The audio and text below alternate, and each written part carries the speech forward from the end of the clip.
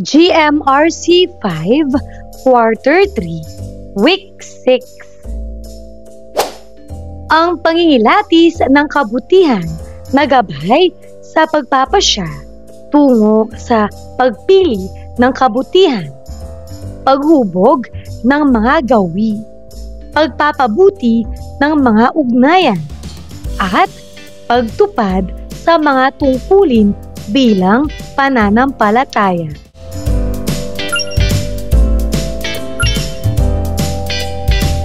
Revised K-12 Curriculum with me, Teacher KMT. Magandang araw mga bata! Ngayon ay pag-aaralan natin ang tungkol sa ang pangingilatis ng kabutihan na gabay sa pagpapasya tungo sa pagpili ng kabutihan, paghubog ng mga gawi, pagpapabuti ng mga ugnayan, at pagtupad sa mga tungkulin bilang pananampalataya. Mga layunin. Una, natutukoy ang mga paraan ng pangingilatis ng kabutihan bilang katibayan ng pananampalataya. Ikalawa, nahihinuha na ang pangingilatis ng kabutihan bilang katibayan ng pananampalataya ay gabay sa pagpapasya tungo sa pagpili ng kabutihan, paghubog ng mga gawi, pagpapabuti ng mga ugnayan, at pagtupad sa mga tungkulin. Ikatlo, nailalapat ang mga paraan ng pangingilatis ng kabutihan bilang katibayan ng pananampalataya. Unang araw. Maikling balik-aral. Panuto. Suriin ang bawat larawan at ang kahulugan nito. Piliin sa loob ng kahon ang katawagan dito at saang relihiyon ito kabilang. Isulat ang letra ng iyong kasagutan tapat lang bago ang bawat bilang. Para sa unang bilang, ito ay imahe ni Jesus na nakapako sa krus. Ano ang tamang sagot?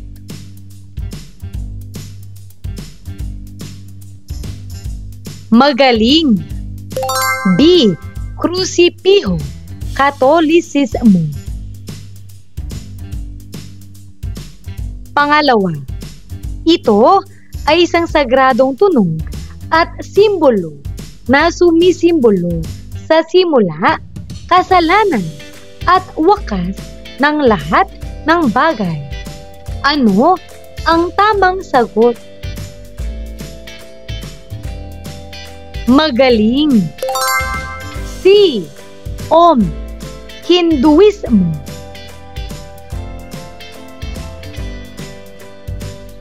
Pangatlo, ito ay isang hexagram na binubuo ng dalawang magkaparehong mga tatsulok na naglalaman ng mga titik na sumasalamin sa mga aral at pananampalataya. Ano ang tamang sagot?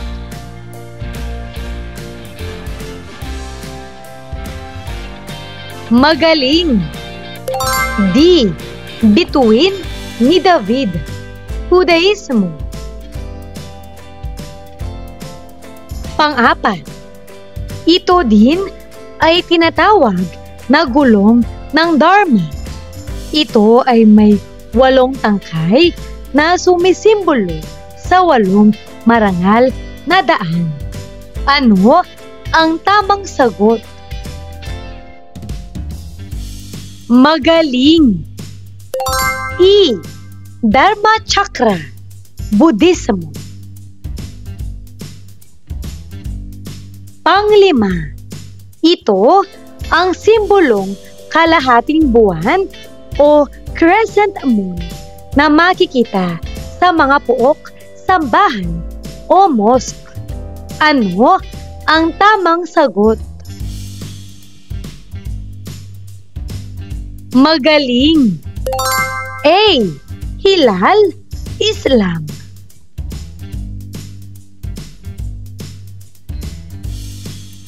Paghihikayat sa gawain. Titik A. Panuto. Ang gawain na ito ay tinatawag na kabotehan. Iguhit sa loob ng bawat bote. Ang mga gawain na sa iyong palagay ay nagpapakita ng kabutihan. Maglagay din ng maikling pagsasalarawan sa mga iginuhit. Maghanda sa pagbabahagi ng sagot sa klase. Narito ang mga pwedeng maging sagot. Una, tumutulong sa gawaing bahay. Tumutulong ako sa pagwalis, paghuhugas ng pinggan, at pag-aayos ng aming tahanan kahit hindi inuutos. Ginagawa ko ito upang makatulong sa aking mga magulang. Pangalawa, pagbibigay galang sa nakakatanda. Nagmamano at bumabati ako sa mga nakatatanda. Nakikinig ako sa kanilang payo at nirerespeto ko sila sa salita at gawa.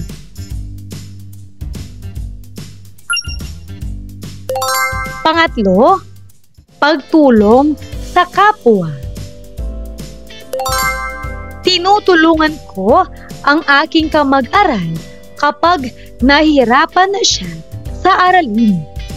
Nagpapakita ako ng pagiging mabuti at handang tumulong sa kahit maliit na paraan. Sagutin ang mga sumusunod na katanungan. Una, paano mo mailalarawan ang gawain? Mahusay. Ang gawain ay tungkol sa pagtukoy at paglalarawan ng mga kilos o gawaing nagpapakita ng kabutihan sa pamamagitan ng pagguhit sa loob ng mga bote na ipapakita kung ano ang mga mabubuting asal na dapat isabuhay. Pangalawa, ano-ano ang iyong mga naging batayan sa pagtukoy kung ang isang gawain ay nagpapakita ng kabutihan? Tama! Ito ay nagpapakita ng respeto, pagmamahal at pagiging responsable.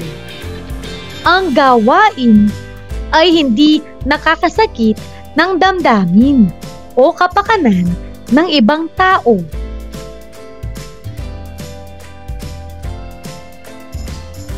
Pangatlo, sa iyong palagay, paano nakakatulong ang pananampalataya sa paghubog ng kabutihan? Tama!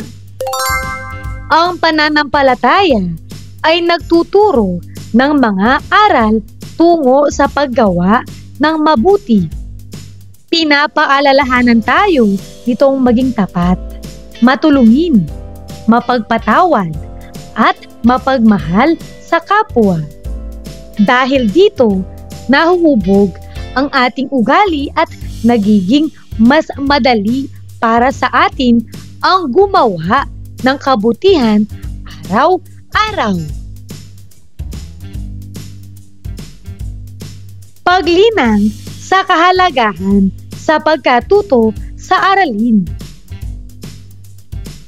Ang pagkilala sa kabutihan bilang patunay ng pananampalataya ay nagsisilbing gabay sa atin sa paggawa ng tama at makabuluhang mga desisyon sa buhay. Sa simpleng salita, ang pagkilala sa mabuti bilang palatandaan ng pananampalataya ay nagtuturo sa atin kung paano magdesisyon tungo sa pagpili ng mga mabubuting bagay, pagpapaunlad ng ating ugali, pagpapabuti ng ating mga relasyon, at pagsunod sa ating mga responsibilidad. Ito din ay nagtuturo sa atin kung paano pumili ng mga bagay na magdadala ng kabutihan sa ating sarili at sa iba. Gayon din ang paghubog ng ating mga pagpapahalaga tungo sa mas mabuting direksyon.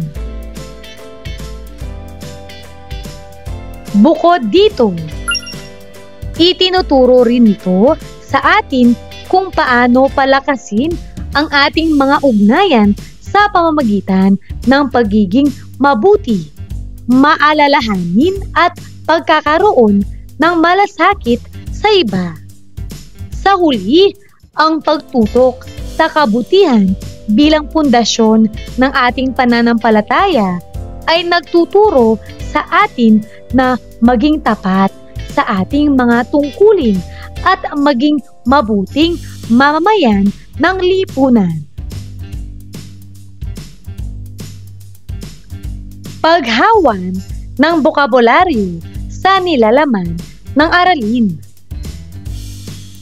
Panuto, bilugan ang mga letra sa bilang na 3 o multiple of 3 upang mabuo ang hinahanap na salita. Maaaring gawing gabay ang kahulugan ng mga salita sa bawat bilang upang matukoy ang hinahanap na salita. Halimbawa, ang tamang sagot dito ay ito. Mga salita. Para sa unang bilang,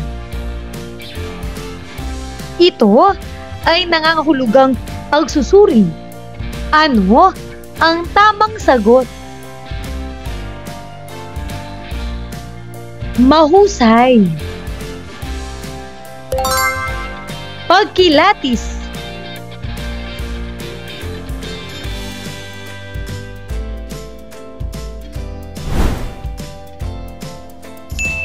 Pangalawa,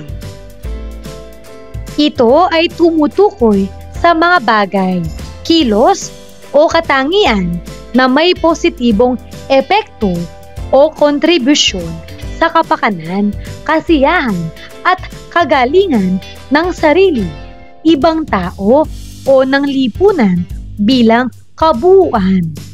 Ano ang tamang sagot? Magaling. Mabuti.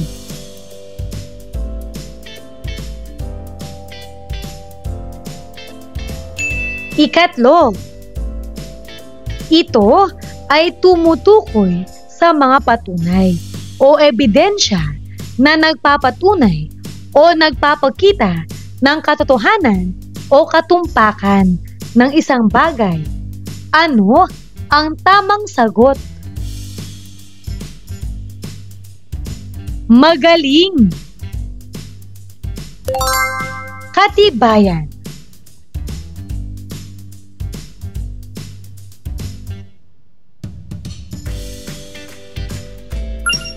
Ikalawang araw. Unang aralin, mga iba't ibang pagsasanay sa pananampalataya o religious practices. Pagproseso ng pag-unawa. Ang mga pagsasanay sa pananampalataya o religious practices ay malaking bahagi ng ating pananampalataya. Ito ay nag-iiba-iba depende sa relihiyon, kultura at tradisyon. Narito ang ilan sa mga pangunahing pagsasanay sa iba't ibang relihiyon. Una, panalangin. Ang panalangin ay karaniwang bahagi ng halos lahat ng relihiyon. Ito ay pakikipag-usap o pakikipag-ugnayan sa Diyos o mga kinikilalang banal na nilalang. Maaaring ito ay pribadong panalangin o pampublikong ritual. Ito din ay maaaring gawin ng mag-isa o di kaya ay sama-sama. Pangalawa, pagsamba. Ito ay mga seremonya o ritual na isinasagawa upang magbigay pugay, pasasalamat at pagsamba sa Diyos o sa mga banal na nilalang. Maaring ito ay sa anyo ng misa, pagsasagawa ng mga ritual na kasama ang awit, dasal at pagsunod sa mga panuntunan ng relihiyon. Pangatlo, pagbabasa ng banal na aklat o mga kasulatan. Maraming relihiyon ang nagtuturo ng pagbabasa at pagsusuri ng kanilang banal na kasulatan bilang bahagi ng pagsasanay sa pananampalataya. Sa pamamagitan nito, naituturo at naibabahagi ang mga aral ng pananampalataya. Pang-apat, pag-aayuno. Ito ay ang pagpigil sa pagkain o pag-inom para sa espiritual na mga layunin. Ang pag-aayuno ay karaniwang isinasagawa bilang pagpapakumbaba, paglilinis ng kaluluwa, o pagpapalakas ng pananampalataya. Panglima, pag-aalay. Ang pagpapakumbaba at pag-aalay ay nagpapakita ng pagsuko sa sarili at pagbibigay galang sa Diyos o kinikilalang mga banal. Ito ay maaaring sa anyo ng donasyon, pagtulong sa mga nangangailangan, o paggawa ng mga gawain ng kabutihan. Pang-anim, paglalakbay sa banal na lugar. Ang paglalakbay sa mga banal na lugar o pilgrimage ay karaniwang pagsasanay sa maraming relihiyon. Ito ay naglalayong magbigay ng espiritual na paglalakbay at pag-uugnay sa banal na kasaysayan o tradisyon ng isang relihiyon. Pang-pito, pagsasagawa ng mga pagdiriwang. Ito ay mga espesyal na pagtitipon o ritual na ginaganap sa iba't ibang okasyon tulad ng kapistahan, pagdiriwang ng mga mahalagang pangyayari sa kasaysayan ng relihiyon o mga sagradong okasyon tulad ng pagpapakasal, binyag at kumpil. Ang mga ito ay ilan lamang sa mga pangunahing pagsasanay sa pananampalataya at maaaring mayroon pang iba depende sa kulturang relihiyoso at pananampalataya ng isang individual o komunidad. Pinatnubayang pagsasanay. Gagabayin ka ng iyong guro para sa gawaing ito.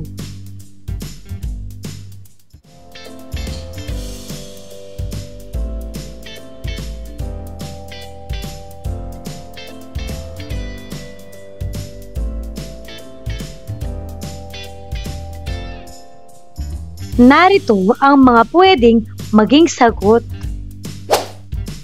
Basahin mo ito.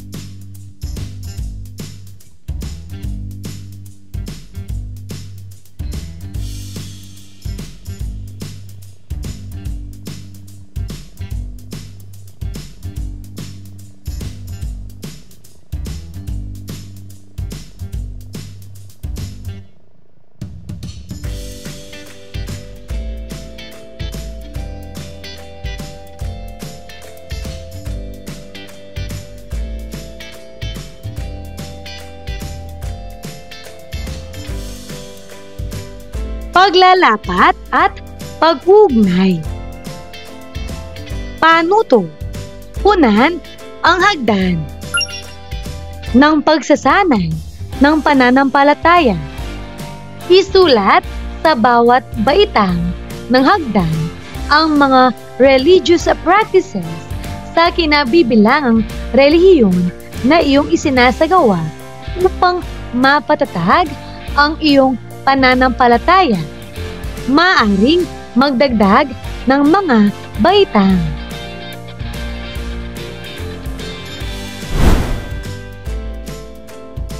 Narito ang mga pwedeng maging sagot para sa pinakataas.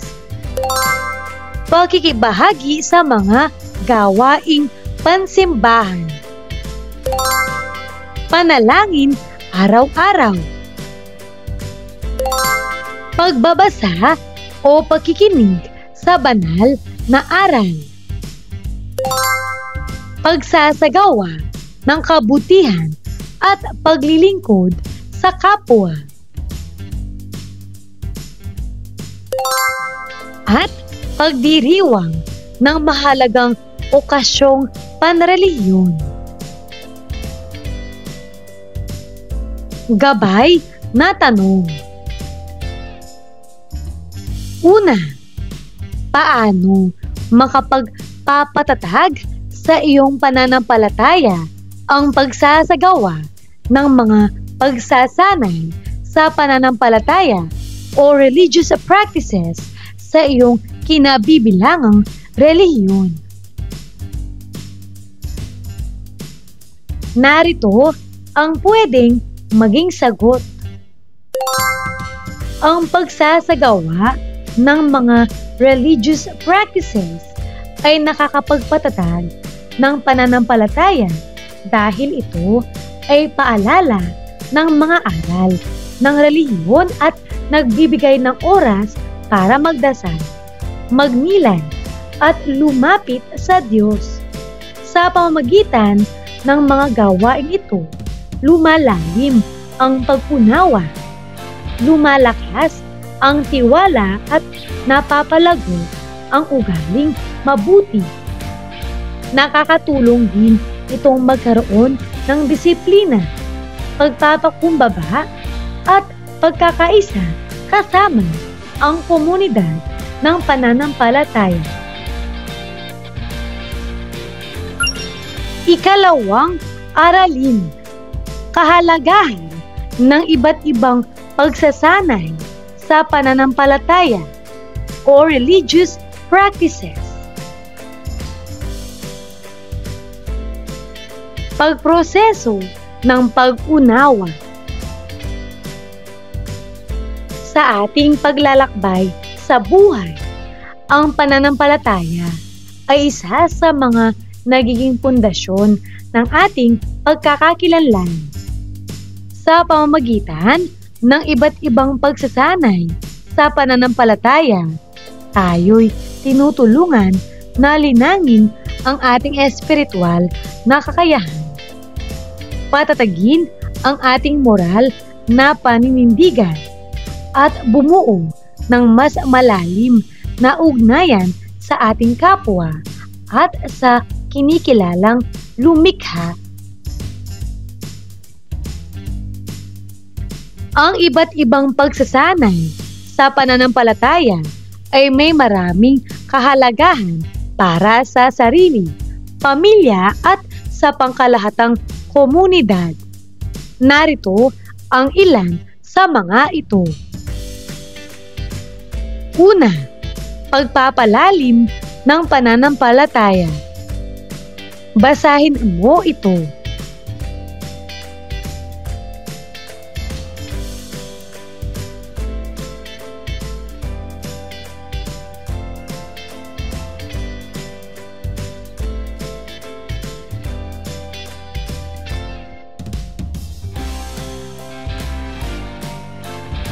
Ikalawa, pagpapalakas ng moralidad. Basahin mo ito.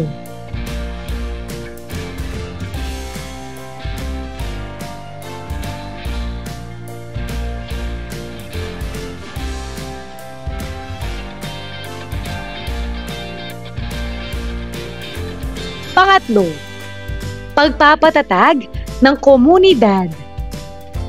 Basahin mo ito.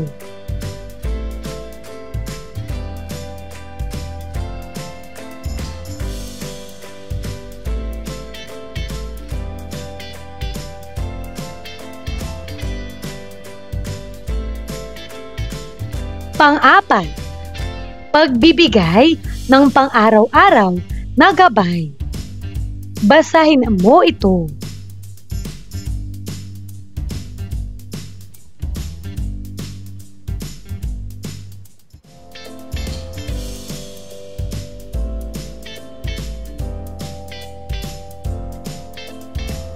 Panglima, pagtugon sa mga hamon at pagsubok. Basahin mo ito.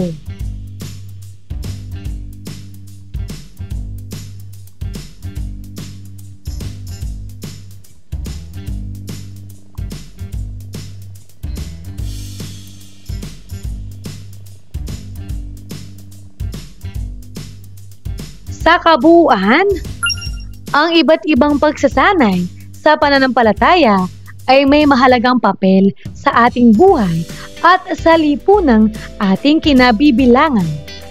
Ito ay hindi lamang nagpapalakas sa ating mga espiritual na ugnayan, ngunit naglalayon ding palakasin ang ating moralidad at magbigay ng gabay sa pang-araw-araw na buhay. Pinatnubayang pagsasanay. Gagabayin ka ng iyong guro para sa gawain ito.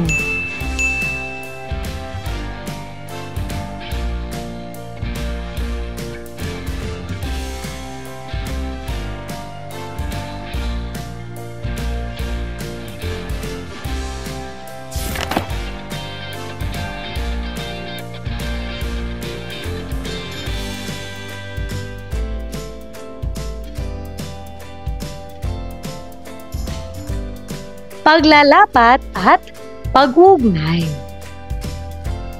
Panuto. Unahan ang talahanayan sa ibaba. Tungkol sa sariling pagsusuri kung iyong naisasagawa ang mga pagsasanay sa pananampalataya sa kinabibilangang relihiyon. Ipaliwanag din kung bakit mahalagang maisagawa ang mga ito.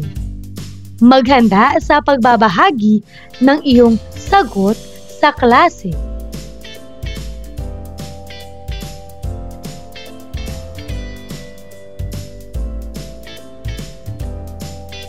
Narito ang mga pwedeng maging sagot. Basahin mo ang mga ito.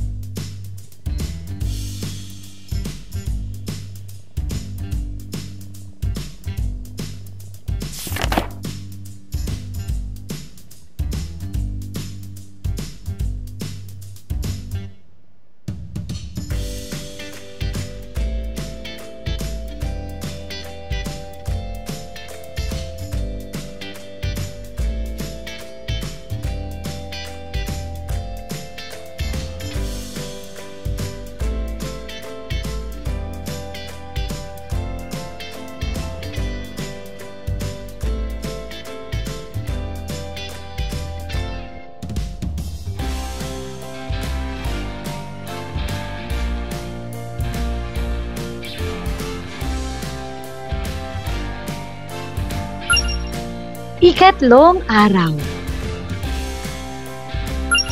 Ikatlong aralin. Mga paraan ng pangilatis ng kabutihan. Pagproseso ng pag-unawa. Ang pangilatis ng kabutihan ay isang proseso ng pagsusuri at pagsasaalang-alang sa mga gawi, pag-ugali at mga aksyon ng isang tao upang matukoy ang kabutihang naidudulot nito sa sarili, sa iba at sa lipunan. Narito ang ilang mga paraan ng pangilatis ng kabutihan. Una, pagsusuri sa mga gawi at pag-uugali. Basahin mo ito.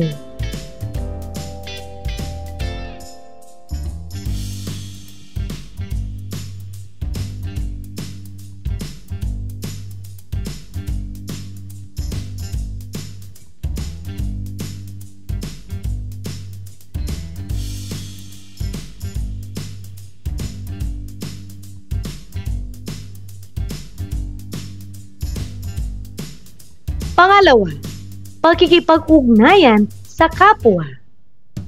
Basahin mo ito.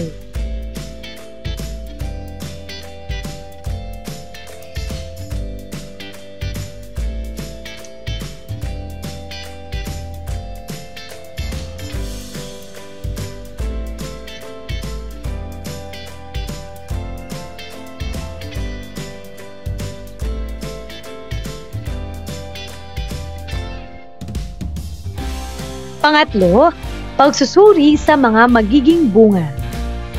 Basahin mo ito.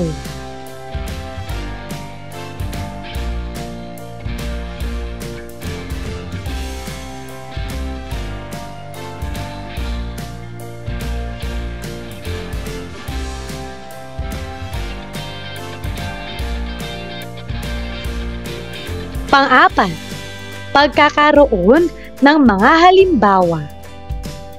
Basahin mo ito.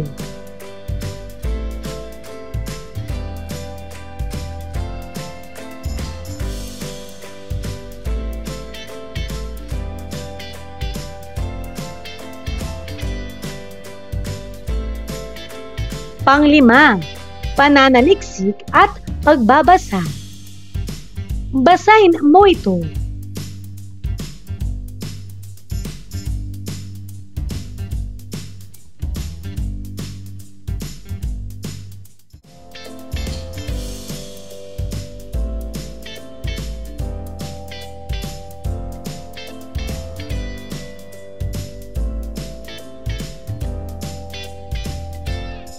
Pang-anim, pagsangguni sa iba. Basahin mo ito.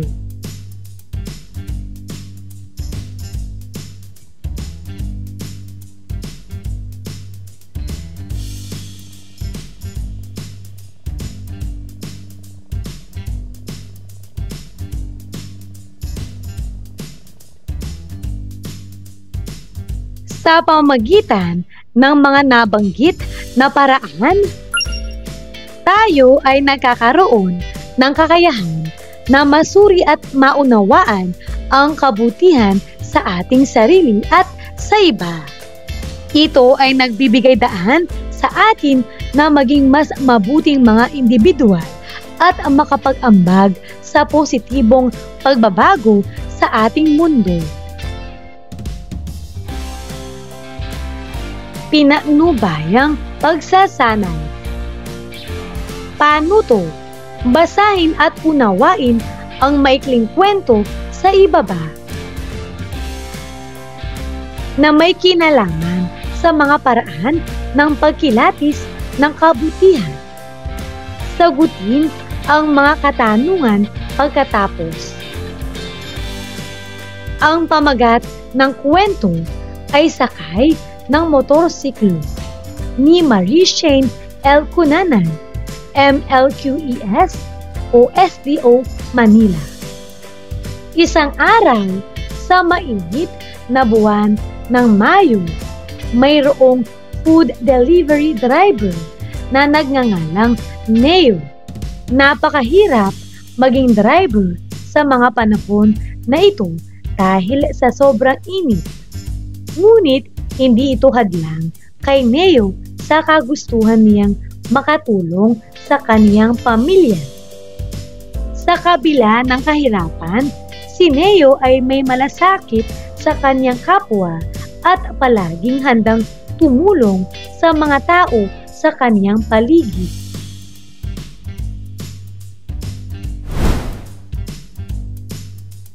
Isang araw, nakita niya ang kapwa driver na si Miguel.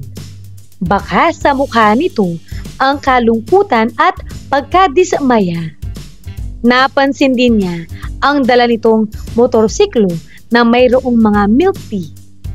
Doon niya napagtanto na kinansela ng umorder ang mga milk tea, ngunit uli na ang lahat dahil na kay Miguel na ito. Kinausap niya muna si Miguel.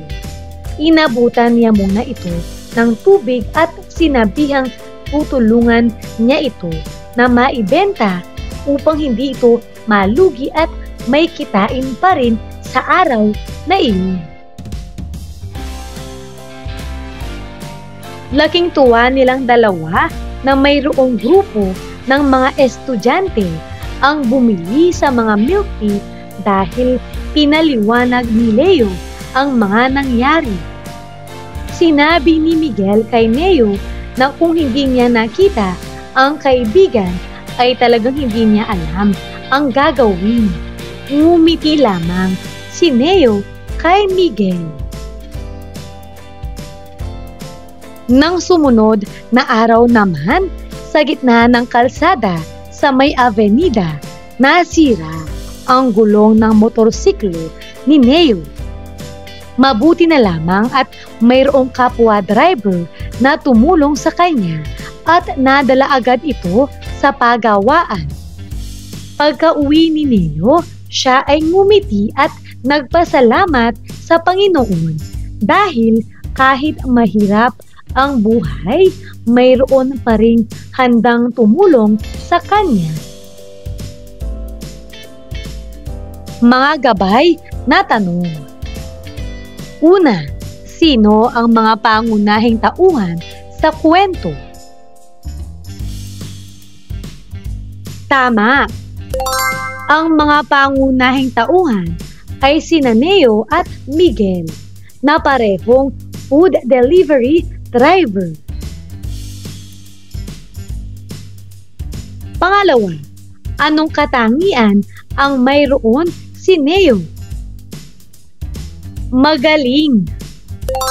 Si Neo ay mabait, matulungin, may malasakit sa kapwa, responsable, at hindi magdadalawang isip tumulong kahit mahirap ang sitwasyon.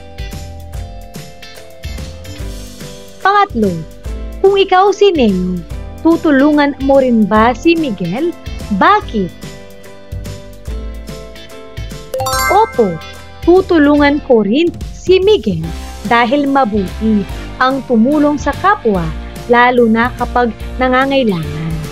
Ang simpleng pagtulong ay maaaring makapagbawas ng bigat ng problema ng iba.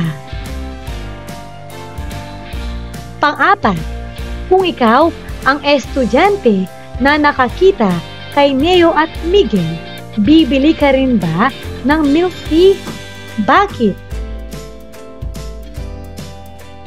Magaling! Opo, bibili rin ako upang matulungan si Miguel na hindi malugi at upang ipakita na kahit maliit ang tulong, may malaking epekto ito sa ibang tao. Ikalima, anong aral ang nais iparating ng maikling kwento? Mahusay.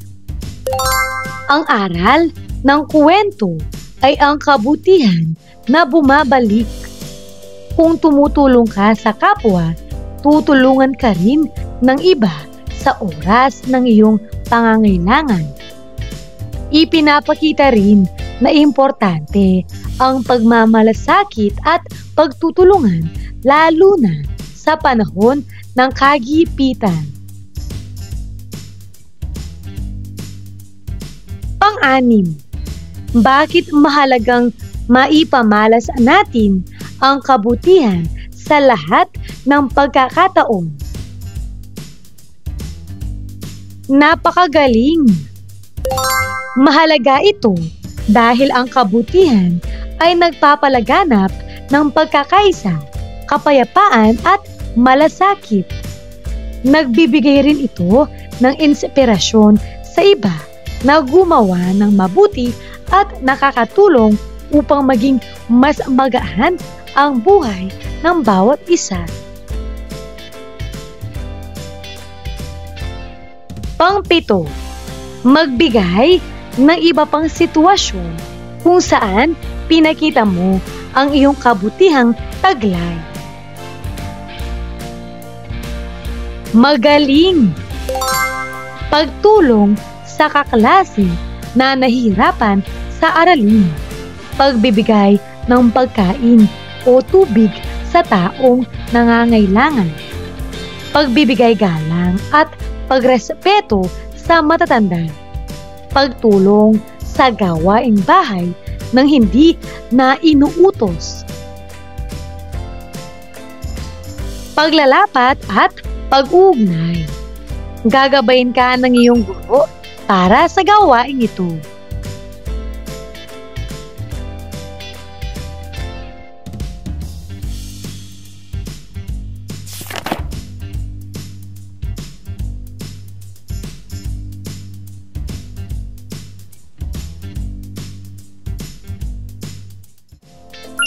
Ika-apat na araw. Pabaong pagkatuto. Sa pangingilatis ng kabutihan bilang katibayan ng pananampalataya, natututuhan natin na ang pagpili ng mga kilos at desisyon na nakabatay sa kabutihan ay naglalayong mapalakas ang ating pananampalataya at pagiging mabuting tao. Sa pamamagitan ng ganitong proseso, tayo ay natututong magpasya ng may layunin na magdulot ng kabutihan hindi lamang para sa ating sarili, kundi pati na rin para sa iba at sa ating komunidad.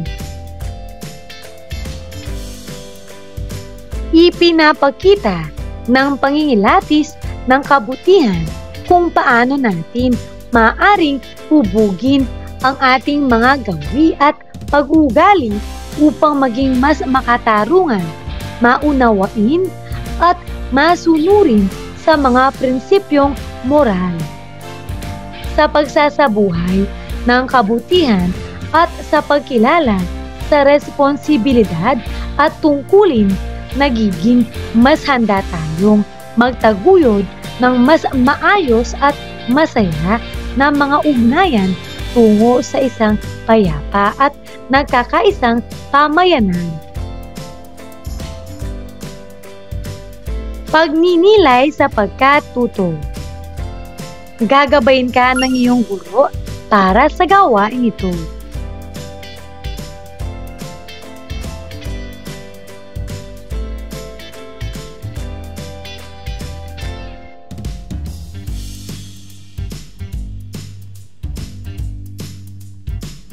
Pagsusulit.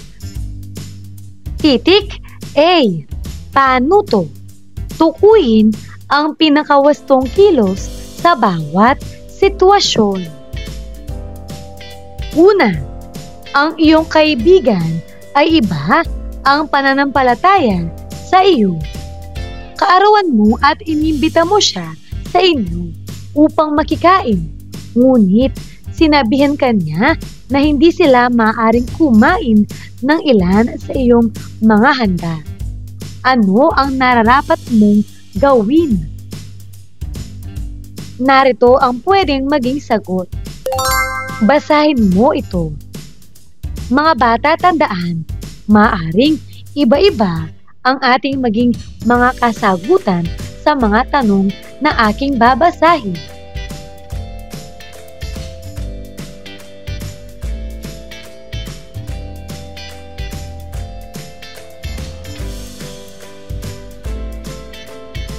Pangalawa, isang hapon ay naglalakad kayo ng iyong mga kaibigan.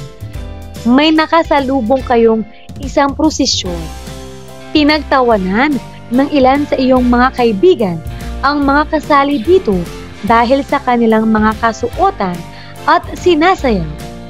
Ano ang maaari mong sabihin sa iyong mga kaibigan na pinagkatuwaan ang nasabing gawain?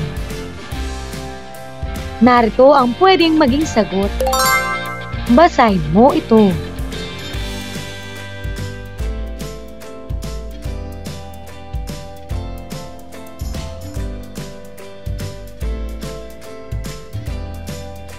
Pangatlo, nagsasagawa ng misa ang inyong paaralan. Napansin mong hindi nakikinig at nakikilahok sa gawain ang iyong mga kaklase at alam mo namang hindi iba ang mga pananampalataya ng mga ito. Ano ang maaari mong gawin? Narito ang pwedeng maging sagot. Basahin mo ito.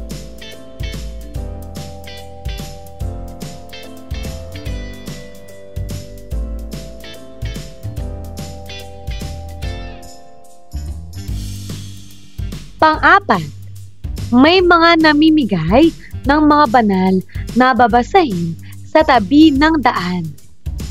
Binigyan ka nila nito at sinabing hindi hadlang ang pagkakaroon ng ibang pananampalataya upang ito ay basahin at isabuhay ang kabutihang itinuturo nito. Ano ang nararapat mong gawin? Narito ang pwedeng maging sagot. Basahin mo ito.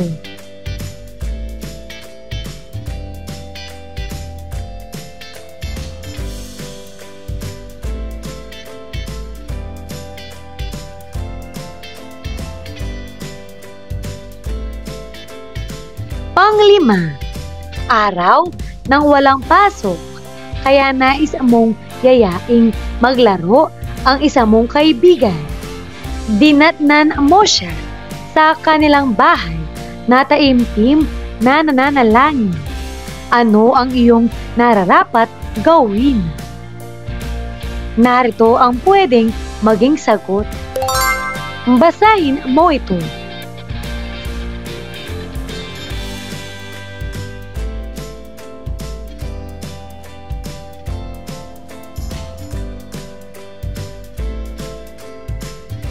Para sa kasunod na bahagi, titik B. Panuto.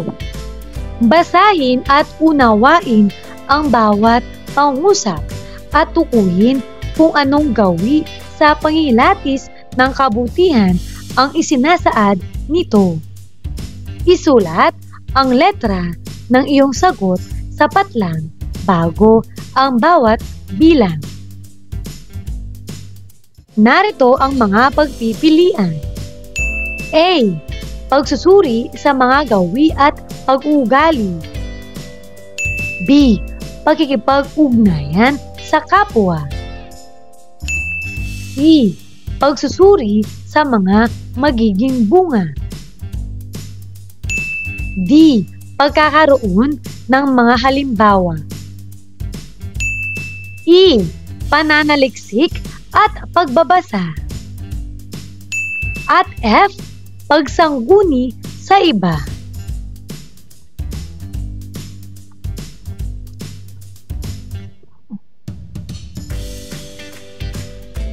Para sa unang bilang, ang pag-aaral ng mga modelo ng kabutihan tulad ng mga bayani, leader at mga taong may integridad ay nagbibigay sa atin ng mga patnubay at inspirasyon upang masuri ang ating sariling mga gawi at asal. Ano ang tamang sagot? Magaling. D. Pagkakaroon ng mga halimbawa.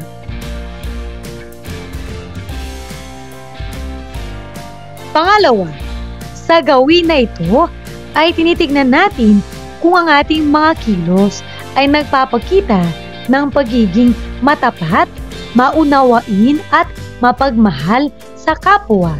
Ano ang tamang sagot?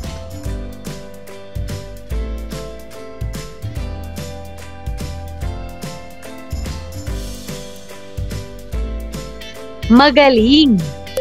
A. Pagsusuri sa mga gawi at pag-uugali. Pangatlo, ang paghingi ng payo sa ibang tao na may sapat na kaalaman at mapapagkatiwalaan ay mahalaga upang mapalalim ang ating pangunawa, makakuha ng tamang impormasyon, masuri ang iba't ibang perspektiba at maiwasan ang mga kamalian. Ano ang tamang sagot? Magaling. F. Pagsangguni sa iba.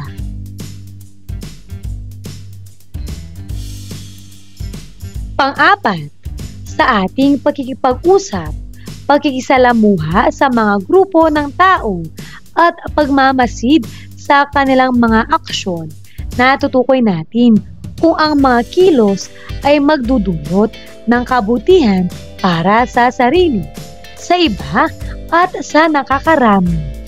Ano ang tamang sagot? Magaling! B. Pakikipag-ugnayan sa kapwa.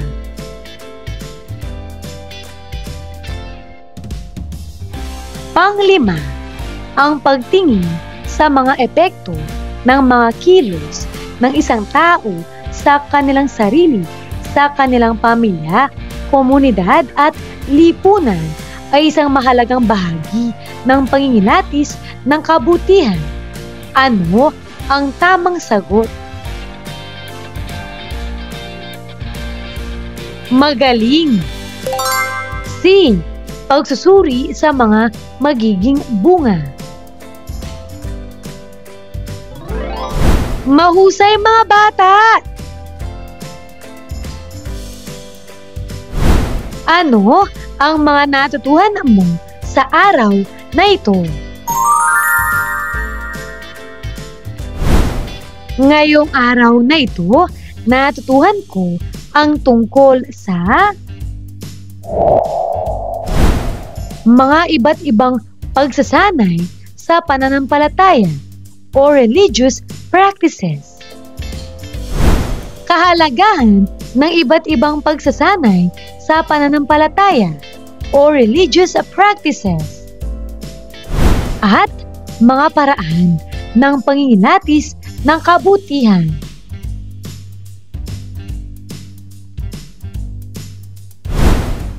Maraming salamat sa pakikinig mga bata. Sana ay may natutuhan kayo. Huwag mong kalimutan Pindutin ang like, share, at subscribe.